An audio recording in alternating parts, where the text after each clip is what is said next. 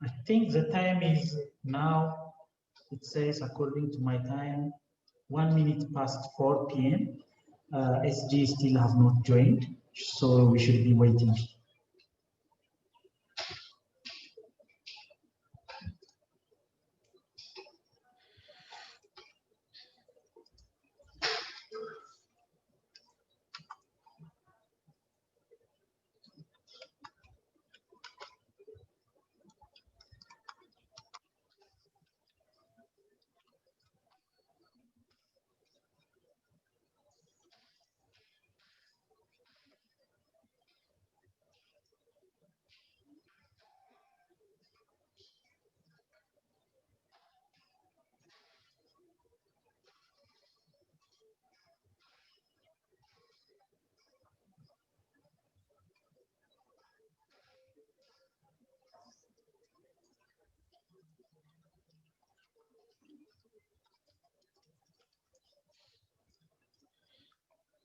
So what I would like to raise is this meeting, the nature of the meeting is the attendees will be following the active speaker. The system will automatically be shifting to the active speaker.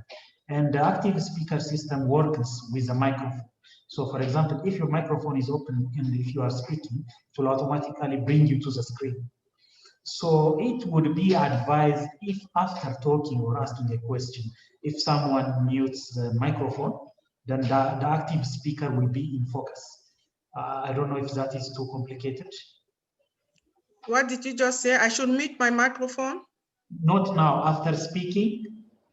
Yes, all the time. All the time, after speaking. For example, try to mute it now, let's see. Okay, can you speak now anything? Very good, it's muted. Very good. After speaking, we really need to mute it because the system automatically takes over into the active speaker. So, Excellency has joined. I think we should be fine. Yes, Excellency, good afternoon. This is Mohammed IT Support. Just let me know when to start, Mohammed. Okay, just making sure with Excellency.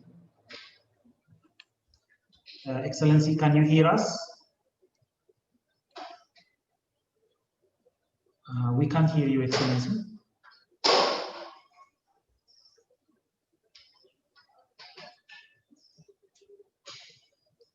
I'm not muted at all. Okay, now it's working perfect. Now the voice is back. Okay, very good. So we are. How are you, Mohammed? Fine, Excellency. How are you? How's everything? Fine, thank you. Hello, Madam. How are you? How are you, Excellency? Welcome. Good to see you again. Yes, likewise. Happy New Year. Happy New Year to you, Excellency. It's always a pleasure. Yeah. Okay, before I start the webinar now in a few minutes, we are past 5 minutes. After speaking, it's always advised to mute the microphone because the system will automatically take over and focus into the active speaker. So that the attendees only be seeing the active speaker. So should I start it? Yes, please, we can start. Who's going to moderate?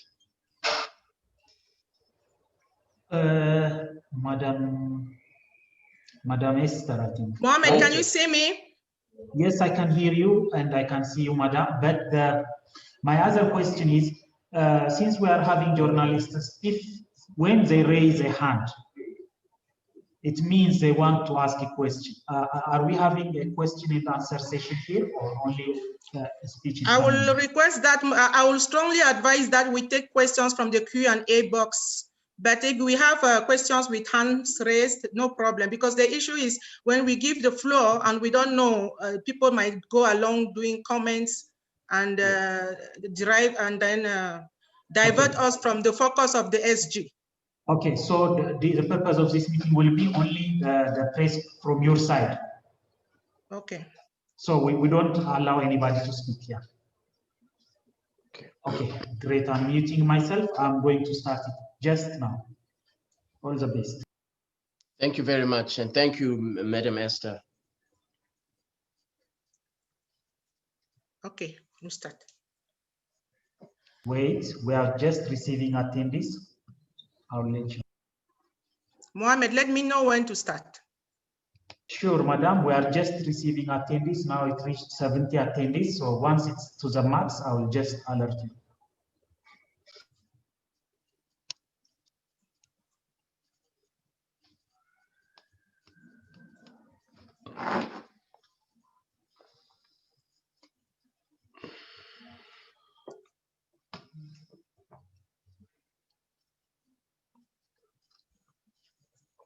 Okay, we have reached 150 attendees, still going, so just wait.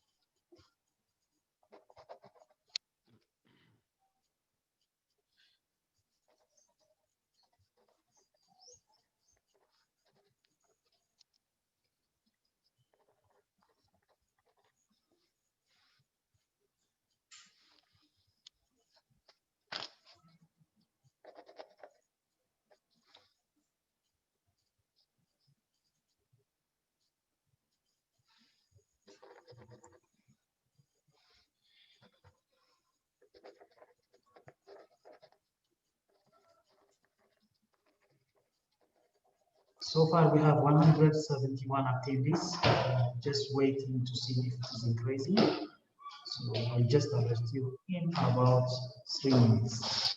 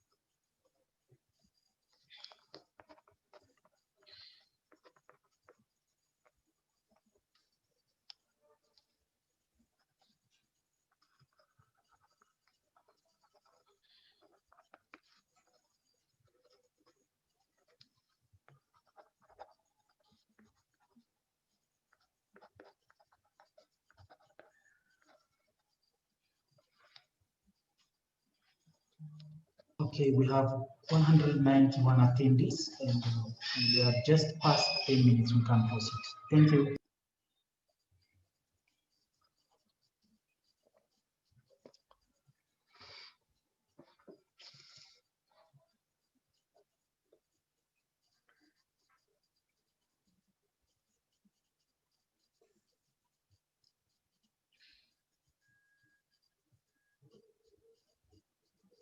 Madam Esther, we can proceed now. We have reached 200 participants. Thank you.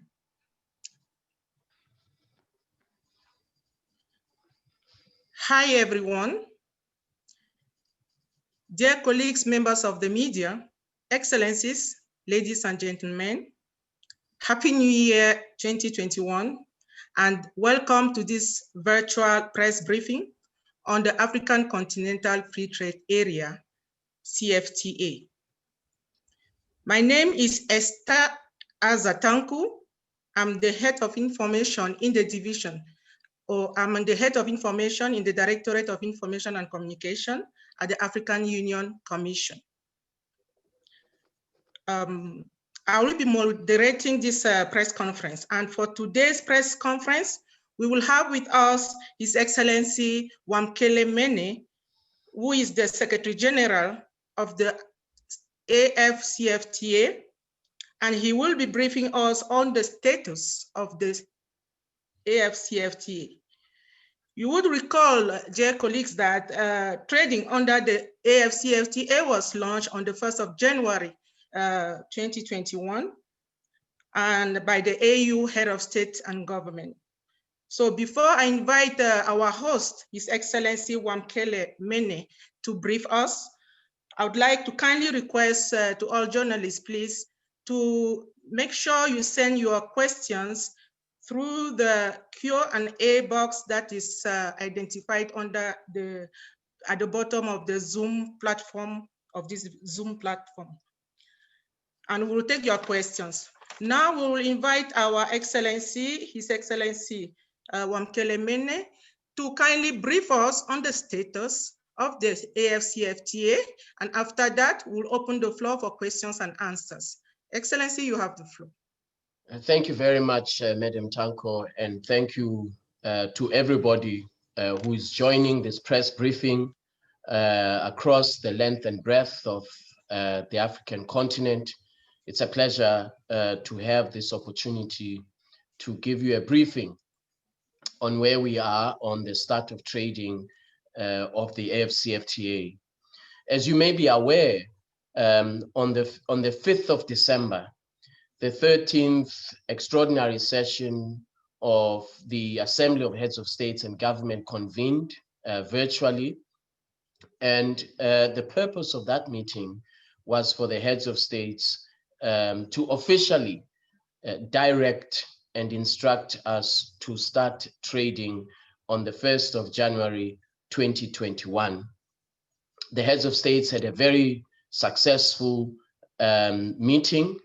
I reported to them on the progress that we're making in building the secretariat, institution building, but more importantly, the progress that we are making in preparing for the start of trading under the rules of the AfCFTA. The champion of the AfCFTA, His Excellency President Mahamadou Issoufou, provided a substantive and comprehensive report with recommendations in terms of how we take forward the work of the AfCFTA.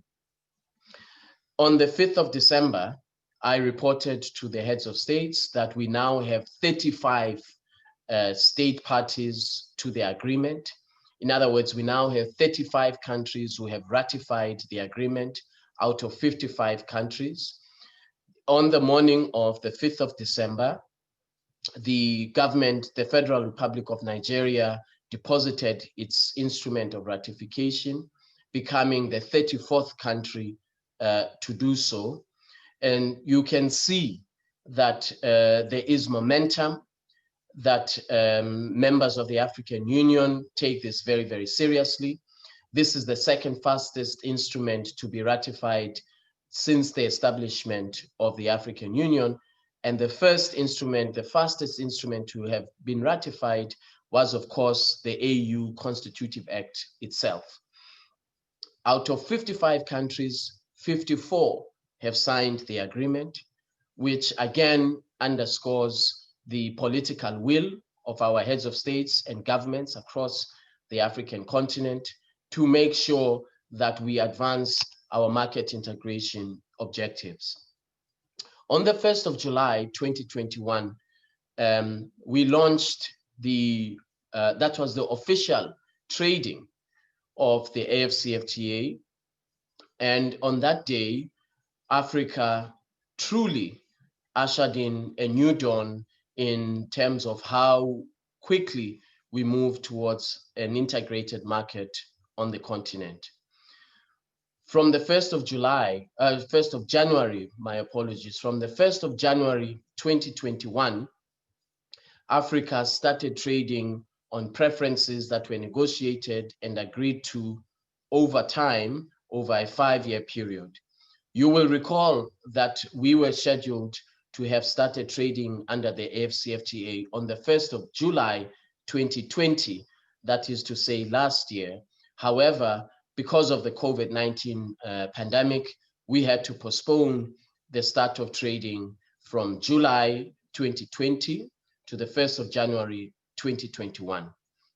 In the last few months of last year, the ministers of trade, the senior trade officials and technical experts were working very hard to make sure that we actually have a commercially meaningful start of trading on the 1st of January 2021. And indeed, the heads of states received a progress report about all the work that was done to enable a commercially meaningful start of trading. So what do I mean by a commercially meaningful start of trading? Of the 34 countries who have deposited their instruments of ratification, there are those countries who are, as we speak, who are ready, such as Ghana, Egypt, South Africa, who are ready with the customs infrastructure that is required to make sure that trading is commercially meaningful.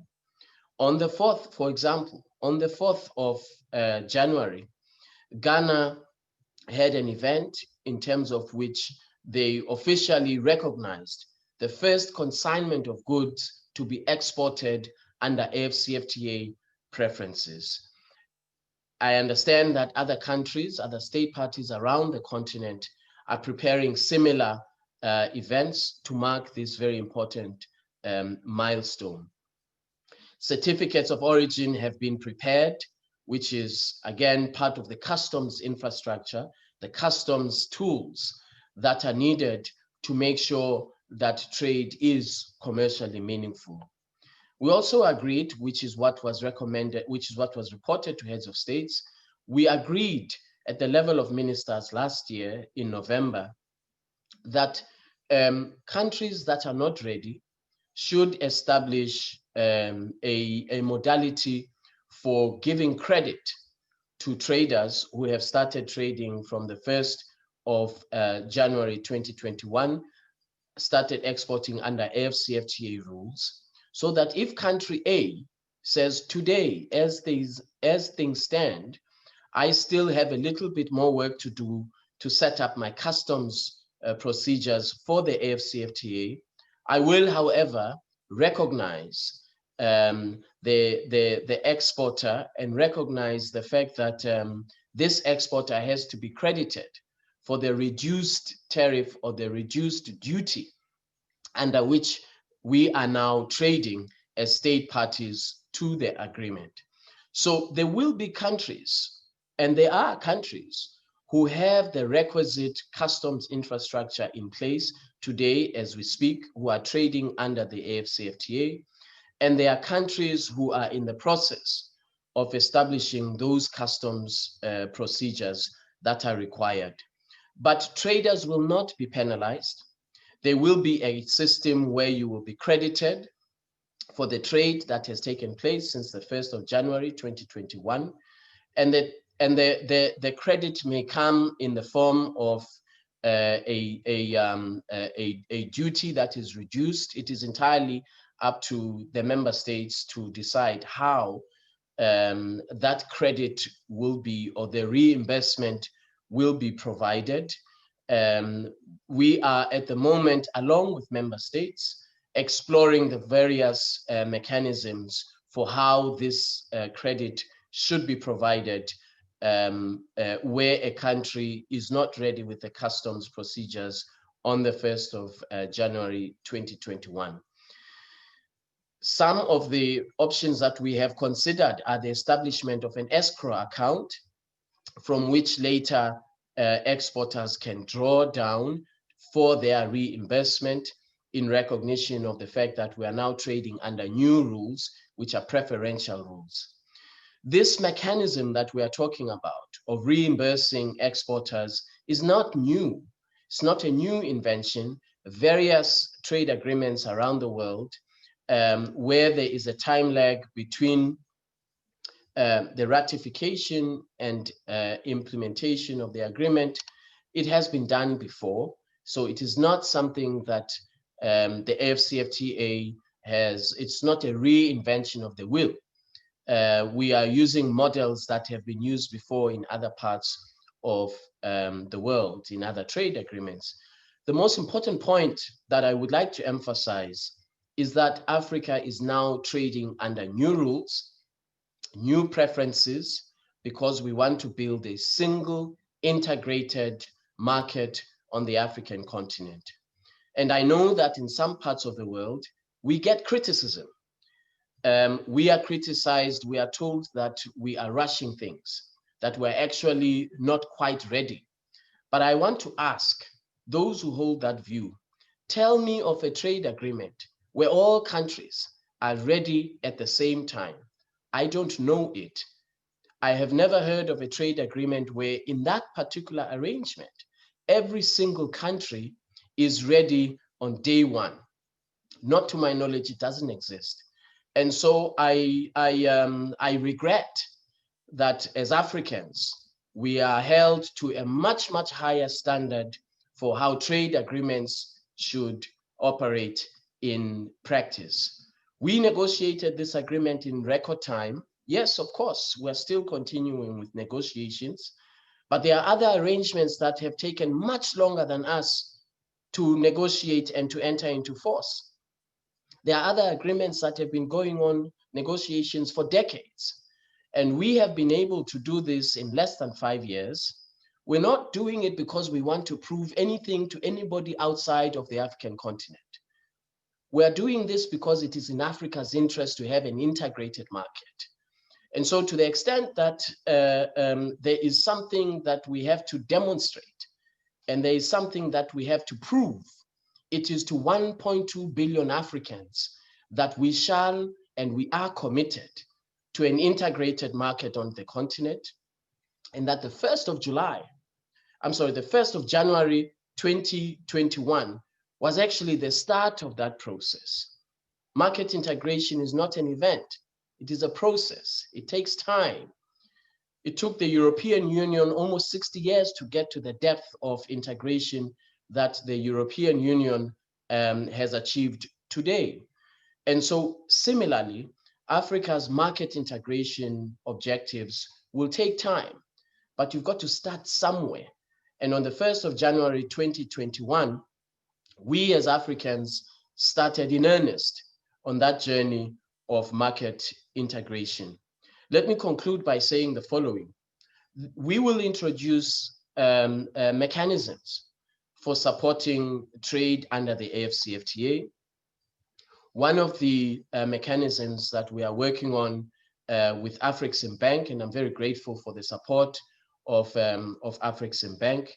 One of the mechanisms that we are working on is a Pan-African payments and settlement platform, which Afreximbank has agreed to provide the liquidity for the settlement and the payments, an initial amount of about $500 million that Afreximbank is providing, so that when a trader in Ghana trading under the AfCFTA has to transact under the AfCFTA with a counterparty in Kenya, that Ghanaian exporter will be able to transfer funds in local currency, in other words, Ghanaian cedi, to the counterparty in Kenya, who will receive the funds in Kenyan shillings.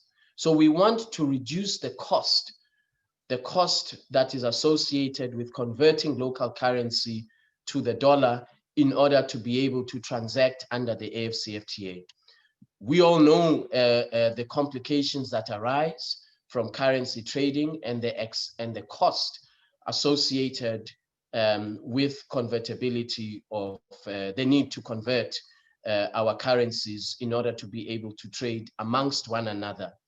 We have 42 currencies on the African continent, and that in and of itself is a complicating factor when we want to ensure that we have a consolidated market on the African continent.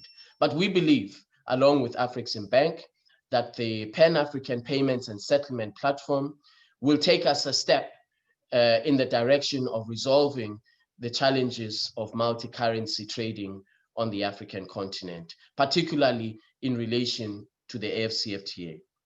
Second, we are working with commercial banks on the African continent to raise a minimum of $1 billion for a trade finance facility, primarily for small, medium enterprises, so that the benefits of this agreement, the market access that this agreement creates, is not taken advantage of only by the big corporations on the African continent, but such that our small, medium enterprises, women in trade, young Africans in trade, can also have the opportunity to grow their businesses, to grow their export trading companies by having the support of this $1 billion trade finance facility in support of trading under the AfCFTA. And in due course, we will make a concrete announcement of the modalities for this trade finance facility. So we are very determined to make sure that the AfCFTA and trading under the AfCFTA, as I said earlier, is indeed commercially meaningful. We're also introducing digitally enabled platforms to make sure that there is interconnectivity on the African continent, interconnectivity for business expansion, for reaching new customers. And on the AfCFTA app, a trader will be able to access a new market in a different part of the African continent. So you will be able to access the market in West Africa from Malawi in Southern Africa and vice versa. And through digital enabled platforms, we believe that we can accelerate interconnectivity, particularly of small, medium enterprises across the African continent, so that we reach our goals of reducing barriers or trade and investment barriers in Africa, in accordance with the objectives of this agreement. Let me conclude by saying the following. A few months ago, the World Bank released a report that, amongst other findings, found that where we implement the AfCFTA effectively as the African continent, we have a potential opportunity to push back the frontiers of poverty and to lift 100 million Africans out of poverty, 70 million Africans out of moderate poverty, and 30 million Africans out of extreme poverty. And more importantly, that presents us with an opportunity to close the gender salary gap and to make sure that at the center of benefits that come from this agreement, women and young Africans are the immediate beneficiaries from implementation of this agreement. So by 2035, we can double intra-Africa trade. By 2035, we can lift 100 million Africans out of poverty. And all of that will have started on the 1st of January 2021. It's not going to be easy. It's going to be a daunting task. It's going to be very difficult, but we know from market integration initiatives of other parts of the world that it's not easy and that it's a very difficult task. Some countries, as I said earlier, some countries will actually be legally committed, politically committed, but in terms of the administrative infrastructure, the customs infrastructure that is required, they may need a little bit more time to start in earnest the trading. And so I wanted to take this opportunity to have a conversation with you, my fellow Africans, to assure you that we indeed have started trading under new rules on the 1st of January 2021. It may take some time before each of us see the direct benefits, but again, I emphasize that market integration does not happen overnight. It is a process that takes time, but at least we have had a very good start, and I'm very encouraged by all the messages of support from millions and millions of Africans across the length and breadth of our continent. Africans know that this is a task that we have to confront head on, that this is a challenge that we have to confront head on. We're not going to get another opportunity as the African continent to integrate our market. This is our last opportunity. And all the heads of states are fully in support. All the governments of Africa are fully in support. This is a challenge that we shall face collectively as an African continent. And so we are not going to be deterred by our critics. Certainly, I am not going to be discouraged by those who criticize us from other parts of the world, who say that we proclaim we've started trading, but they don't see evidence of that. Our commitment and our responsibility is to 1.2 billion Africans. Those are the people to whom we have to demonstrate seriousness. 1.2 billion Africans. Those are the people who have to see that in earnest, we are trading under this agreement. I am accountable to them, 1.2 billion Africans. I'm accountable to all the governments of the African continent. I am not going to be discouraged by those who seek always to criticize the initiatives that this continent undertakes. As long as I'm the Secretary General, I commit to you, 1.2 billion Africans, that we as a Secretariat shall do everything that we can to make sure that the positive projections of this agreement, the fact that we have an opportunity in 15 years' time to lift 100 million Africans out of poverty, I commit to you that that is our primary objective for the next 15 years. I thank you very much, Madam Tanka, and I will take questions at this point. Thank you.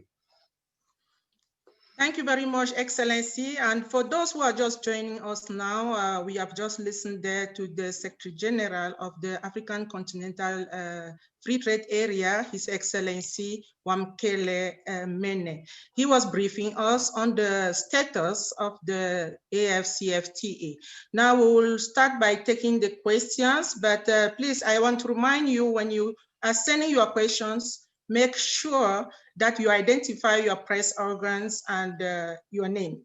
The first question that I have here on the Q&A box is from Raphael Oyi, who is working for the Auditor Diplomat, Extra Magazine, Abuja, Nigeria. His question is, what is expected of the media men across the continent to help smooth flow of the AfCFTA? Basically, as members of the fourth estate, what modalities should be adopted? That's the question number one. Maybe we'll go to another question before. Was that what is expected of the media? Of the media. Okay. Thank you. Maybe you should first answer that question. Well, I can take 3 questions and I answer them in a batch. Okay. All right. I have the second question is from Jean-Pierre Alumba Lukamba.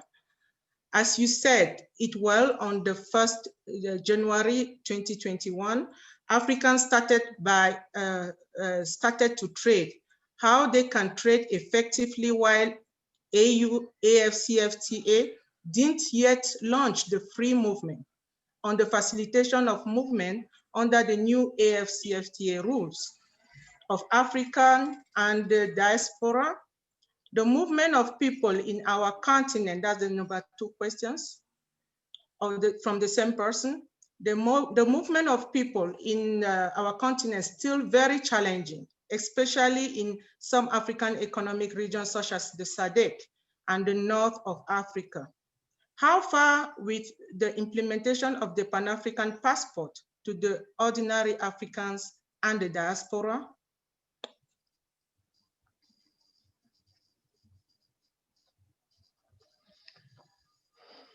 Okay, we can take one more, Madam Tanko.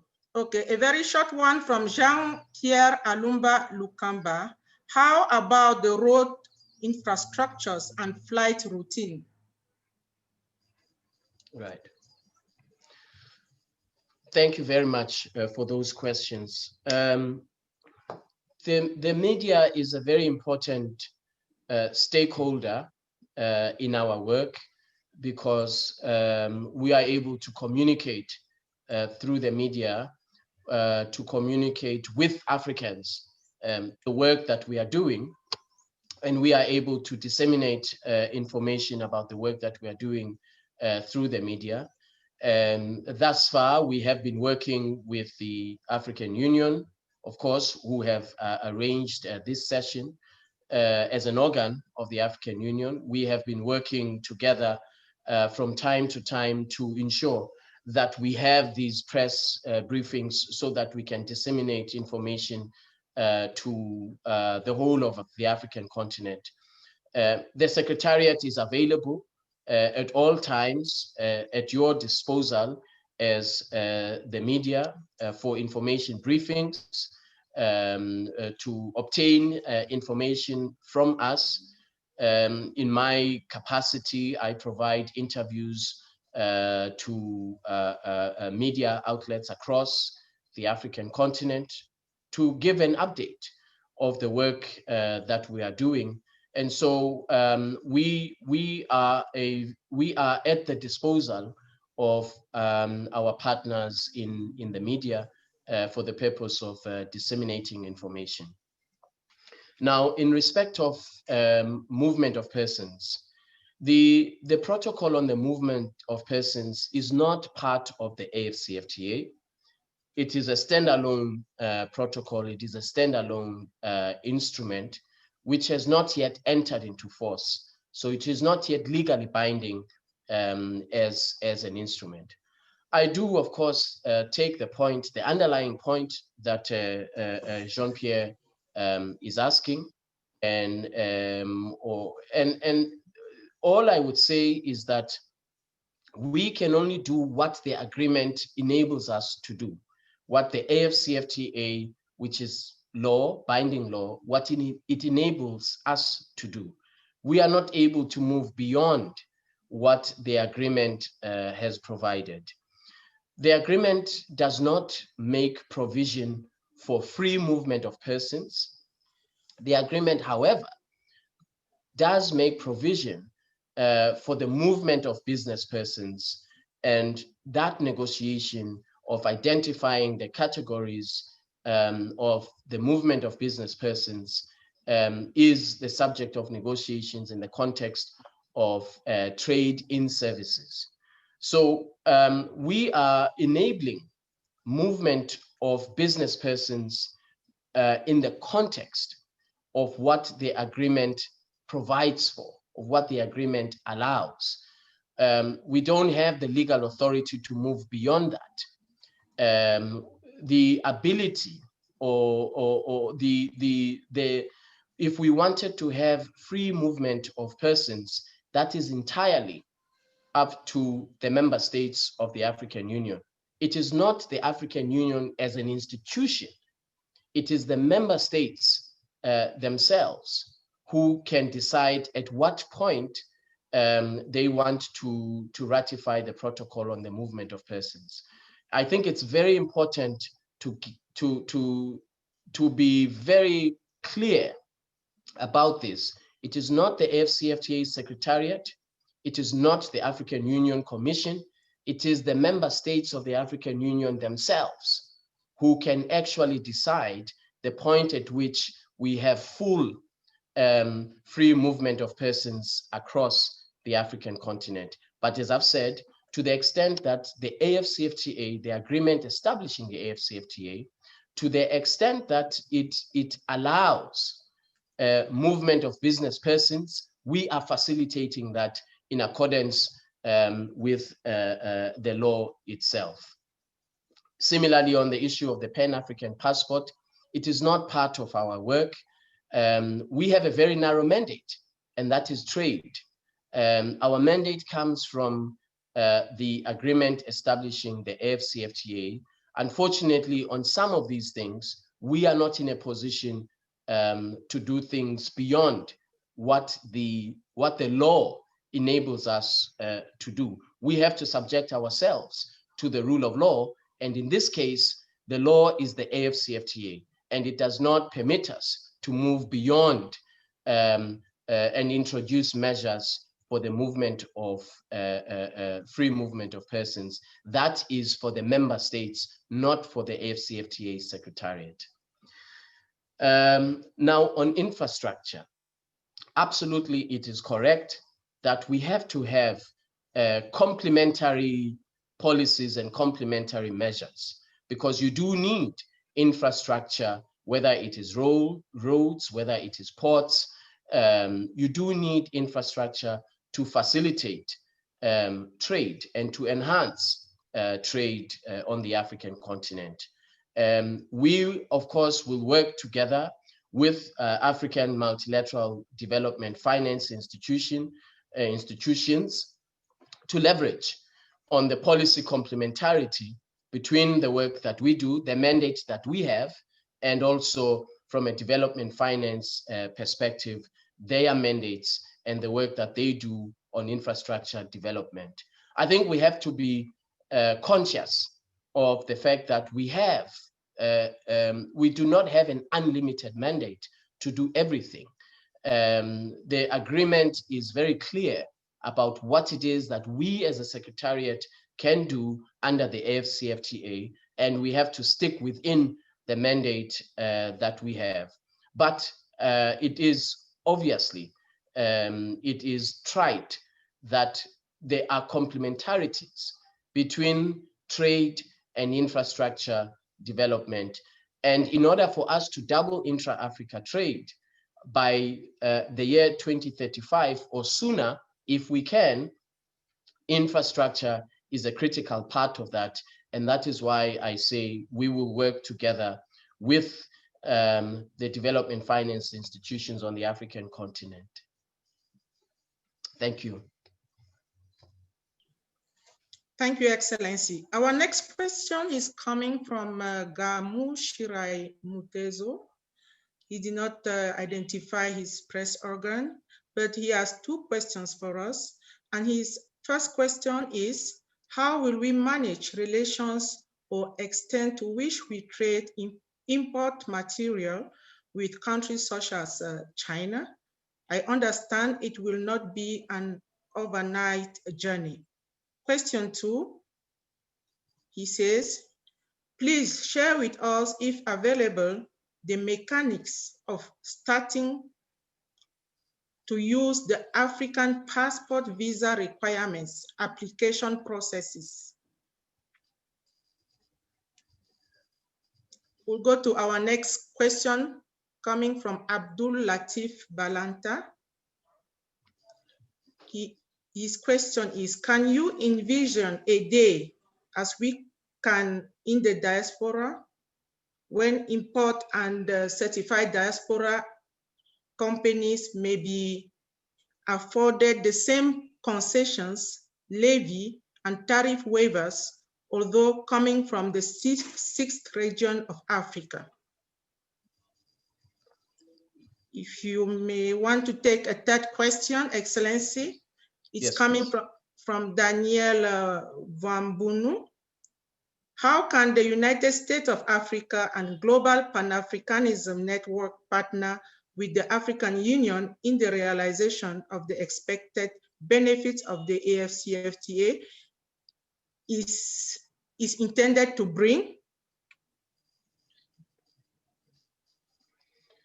Okay, thank you very much, and thank you for the questions. On the first question from Gamu, there are rules of origin which are currently being negotiated, and rules of origin serve a number of purposes. The first purpose rules of origin serve is they assist in the prevention of infiltration, if I can use that word, of third country goods into the AfCFTA market. They enable us to prevent transshipment of goods. We want this agreement to create jobs on the African continent. We do not want this agreement to create job losses. We want this agreement to create jobs. And we have negotiated and structured our rules of origin in such a way that there is a high threshold for value addition, that there is a high standard for value addition. In other words, you will not be able to import a shirt from a third country, put a button on it, and say made in the AfCFTA. We want to foster industrial development on the African continent. This is the second purpose of rules of origin that have a high threshold for value addition. We want to make sure that whether we are talking about raw materials, whether we are talking about commodities, whether we are talking about all products under a country's economy, we want to make sure that 20 to 30 years time, Africa has industrialized, and that leveraging on our rules of origin regime, that we actually create value addition on the African continent. I think if anything that we've learned from the COVID-19 pandemic, it is that we have an over-reliance on the import of all of these products that we require to fight the pandemic, germ-killing products, the personal protection equipment, the masks, and so on. I'm very happy that in the last few months, we have had countries on the African continent redesigning and repurposing their industrial development posture to make sure that we manufacture this equipment that is required to fight the pandemic, that we manufacture it on the African continent. And so rules of origin are very, very important to ensure that we prevent what Gamu is saying, and that is goods that are coming into the AfCFTA market that are not entitled to preferential treatment, who would be getting that preferential treatment.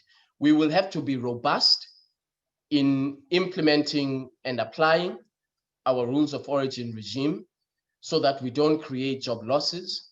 And we will have to make sure that we work very closely with customs authorities across the African continent to make sure that we build the capacity of our customs authorities and that we build the enforcement capacity of our customs authorities to fight this issue of transshipment of goods. We are not saying there should be no third country goods. We are simply saying that goods that should enjoy AfCFTA preferential treatment should be goods that are legitimately entitled to AfCFTA preferential treatment. We will still get goods coming in from other parts of the world, but they will not be enjoying the preferences that we have agreed to extend to one another in the AfCFTA. It all will depend on our robust application and implementation of our rules of origin regime. And for that, we will have to work with our customs authorities to ensure that we improve their capacity. We have already had 2 meetings with the customs authorities here in Accra, Ghana last year. All African customs authorities were here. So these are things that, that we are actively working on at the moment.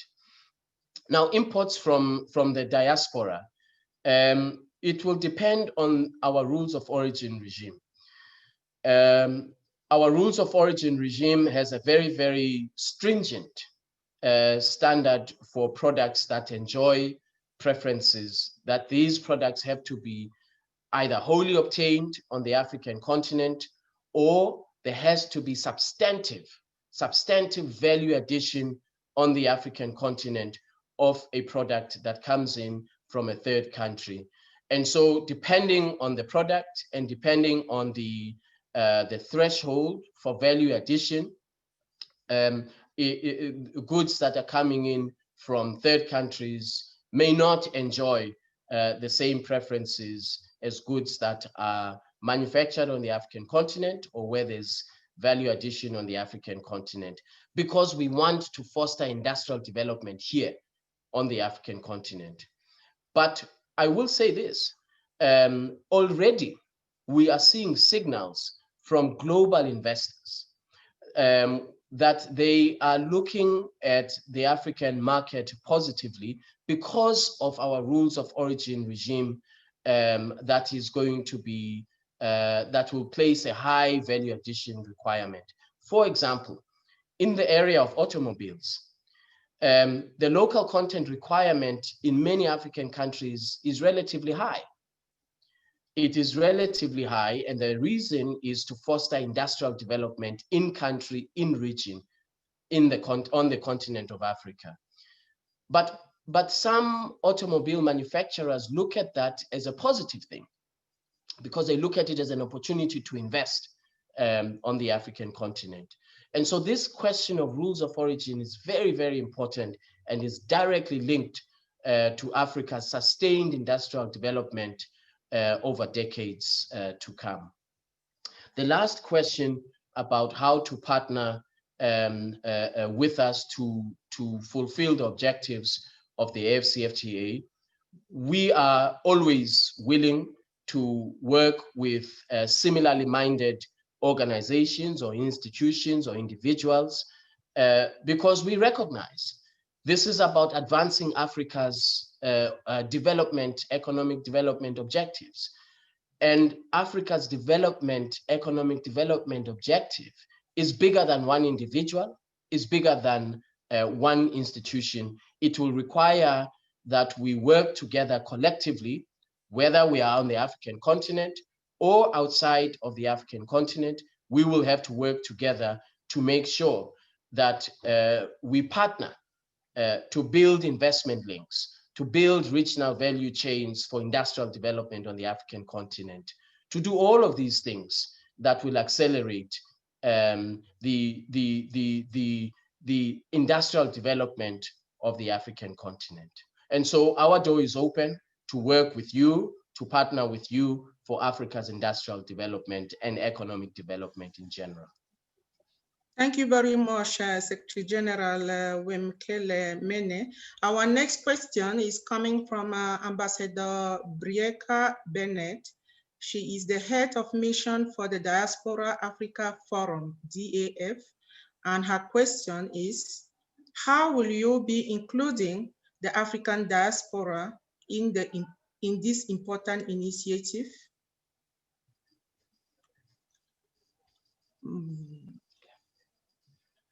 And Oliver Shikoze,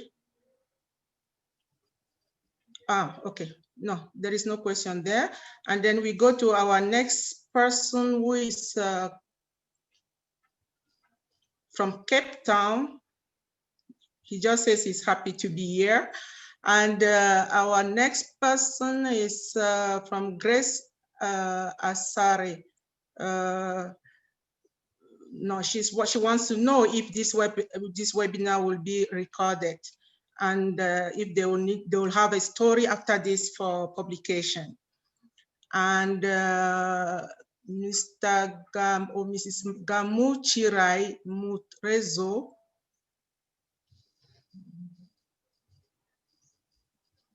We've already answered that question. Okay. Excellency, maybe you first answer that question from Ambassador Bennett, and we'll find more questions here. And thank you again for the questions, and thank you, Ambassador Bennett, for your question.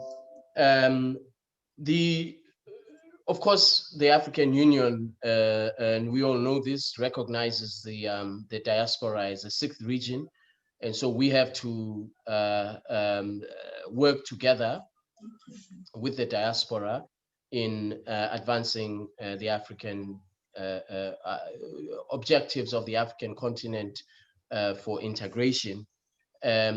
I must confess, I don't have the answers in that respect. All I can say is that we will work together with the diaspora to ensure that in our implementation of this agreement, there is a role for them. The diaspora has access to global capital markets.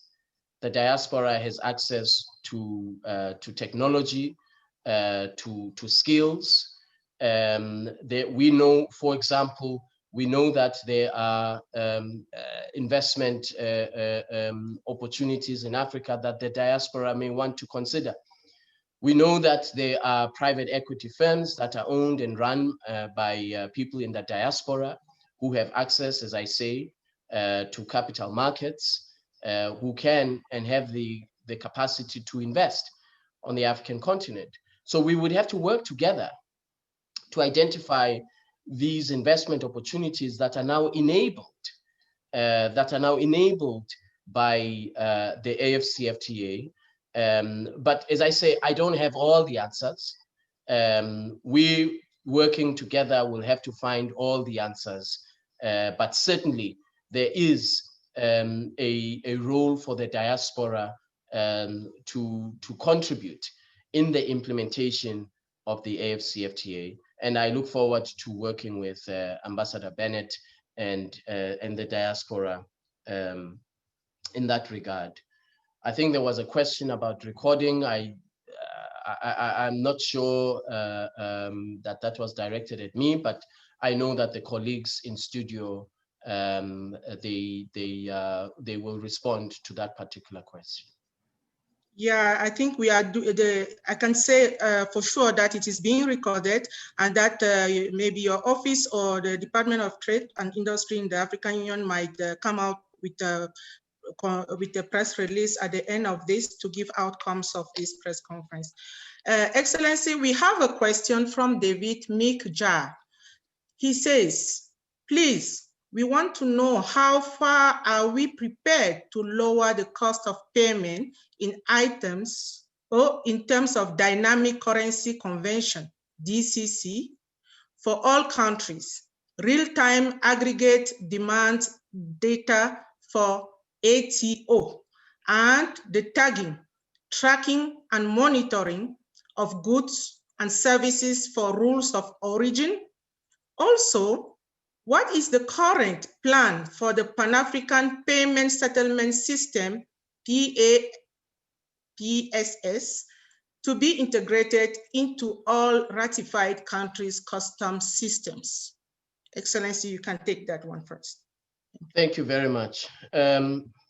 So on the question of currency, we, of course, as I mentioned earlier, we have a limited mandate.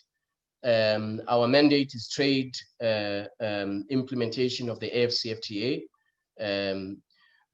However, I will say that in respect of the challenges around currency and currency convertibility as it relates to trade, as I mentioned earlier, we have already started taking steps to confront that challenge. We are introducing the payments and settlement platform, which will be pan-African. All state parties will have the opportunity, if they so desire, to switch on to the platform. And the way it will work is that Afreximbank will be the settlement or the what is technically referred to as the intermediary bank. They will do the payments and the settlement in order to reduce the cost of converting the currency from your local currency to the currency of at the receiving end. This is very important for ensuring that we reduce the cost of trade on the continent. We make it more affordable and more efficient. I expect that in the next 6 to 12 months, that the payments, the Pan-African Payments and Settlement Platform will be fully effective across the African continent. There were some delays that, of course, were occasioned by COVID-19. There is a pilot of 6 countries that is being rolled out at the moment. But we have to continue working hard to make sure that as many countries as possible are part of the Pan-African Payments and Settlement Platform.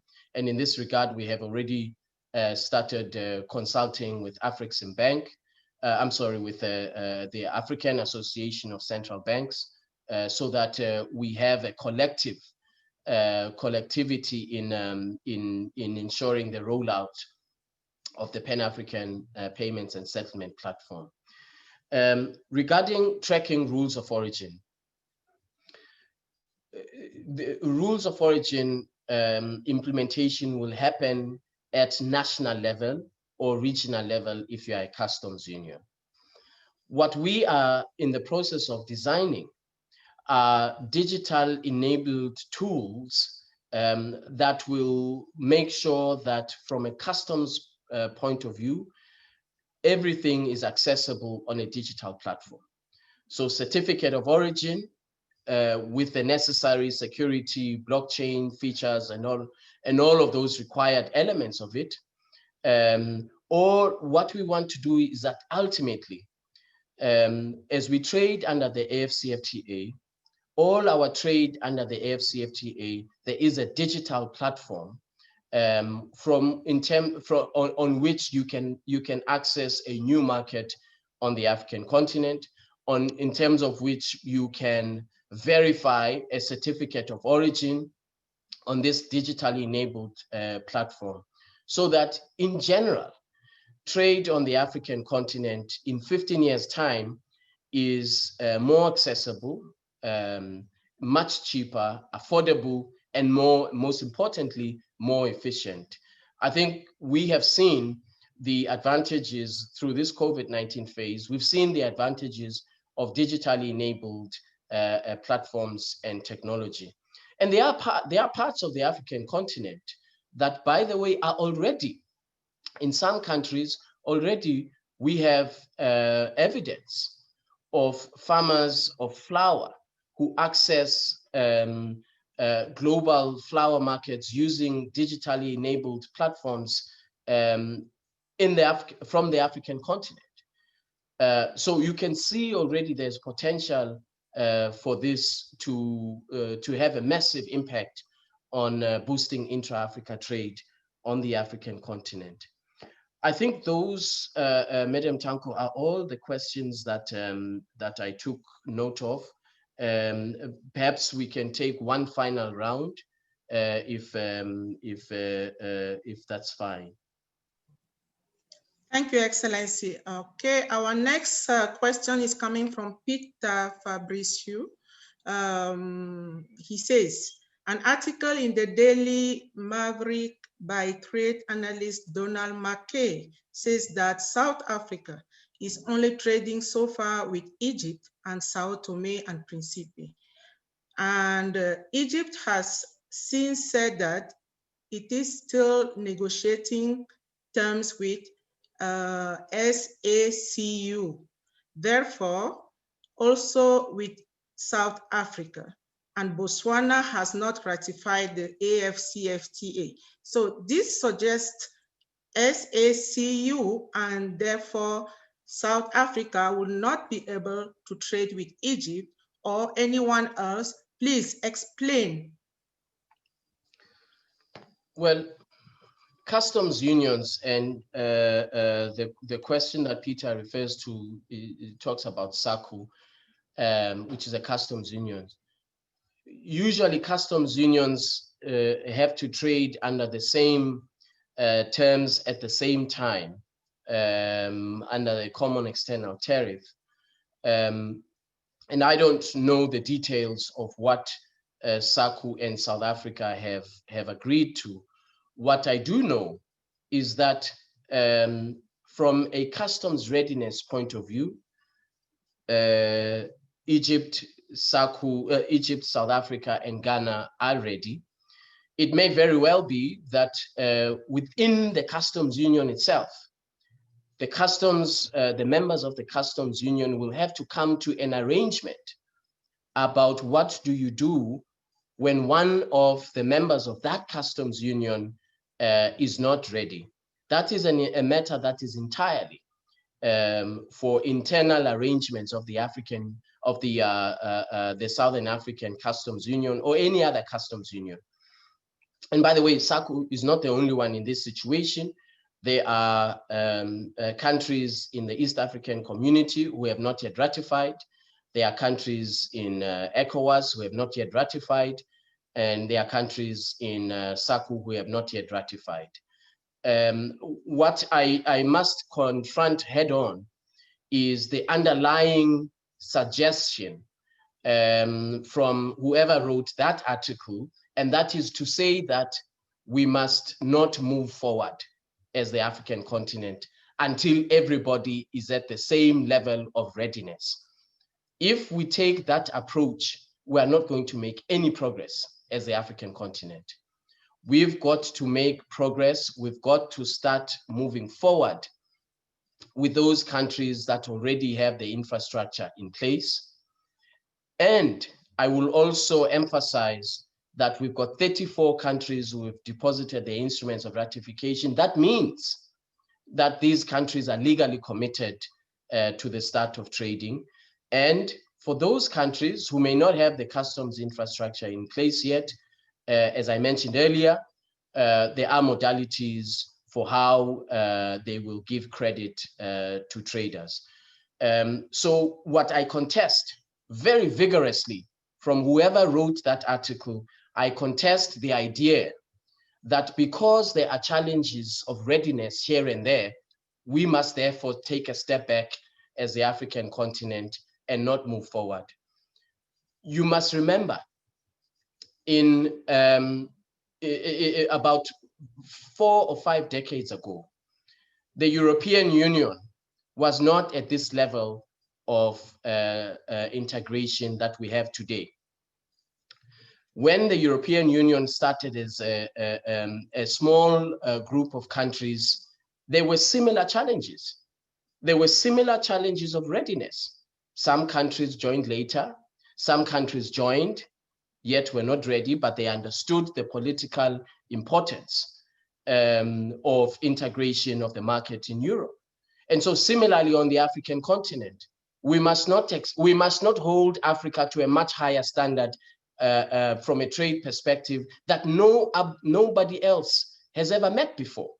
There has never been a trade agreement where everybody trades on the same day at the same time. Why should it be different for the African continent? Why do you hold Africa to a different standard under international trade law? I think it's unfair. So the point I make is this: there are countries who are ready. We are moving forward with those countries who are trading under this regime. There are countries who have expressed commitment, and they will introduce the customs procedures as time moves forward. So I thank you very much, Madam Tanko, and I want to thank all the journalists and everybody who has joined us this afternoon. Thank you very much, and God bless the African continent. Thank you. Thank you very much, Excellency Secretary General of the African Continental Free Trade Area. Dear colleagues, with this, we have come to the end of our press virtual conference, and we have taken note of all the other questions that have been submitted. We will make sure we give answers to them and respond to you through your emails. And we want to wish you a happy end of day. Thank you very much, everyone. Goodbye. Thank you.